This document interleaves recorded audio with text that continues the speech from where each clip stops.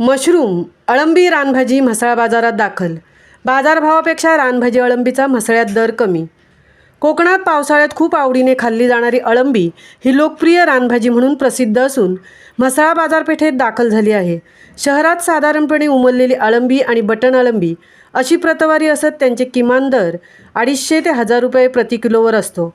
हाच म्हसळा बाजारातील दर किमान 50 ते 100 रुपये प्रति वाटा 12 ते 15 नग असतो। पावसाळ्यात साधारण श्रावण महिन्यातील पुष्प नक्षत्रात टपोऱ्या थेंबांच्या पावसात ही अळंबी उगवतात। अनेक ठिकाणच्या जंगल परिसरात अशी पांढरी शुभ्र अळंबी उगवतात। अळंबी शोधताना ती काळजीपूर्वक तपासून शोधावी लागतात, कारण किंचित पिवळसर, पिवळी धम्मक, किंचित काळसर ओंडक्यावर उगवणारी अळंबी विषारी असतात। विषारी अळंबी खाणे आरोग्यास धोकादायक आहे। मोकळ्या रानात अंतरावर उगवलेली अशी अळंबी गोळा करण्यासाठी जंगलाचा परिसर पायी तुडवावा लागतो। काही ठिकाणी वारुळावरही अशी खूप अळंबी येतात। वारुळावर उगवलेली अळंबी वारुळातील नाग खातो असा गैरसमज आहे, मात्र नाग अशी अळंबी कधीही खात नाही। एकदा उगवण्यास सुरुवात झालेली अळंबी आठवडाभर उगवत राहतात। सकाळी लवकर व संध्याकाळी ही अळंबी उगवतात। उगवलेली अळंबी दिवसभर तशीच राहिली तर पाऊस पडल्याने खराब होतात।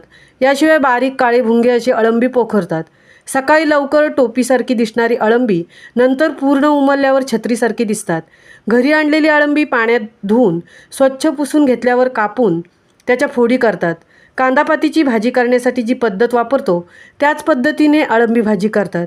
अळंबी भाजीत खाज नसली तरी शिजवताना कोकम टाकण्याची पद्धत आहे। सुकी कोलिंब टाकूनही अळंबीची छान रुचकर भाजी होते।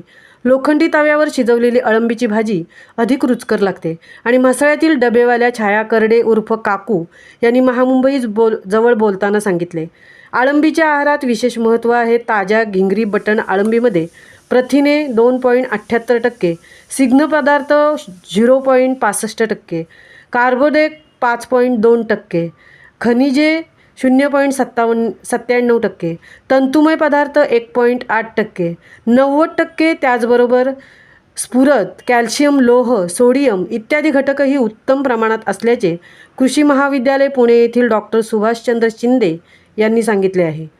महामुंबईसह संजय खांबेटे, म्हसळा।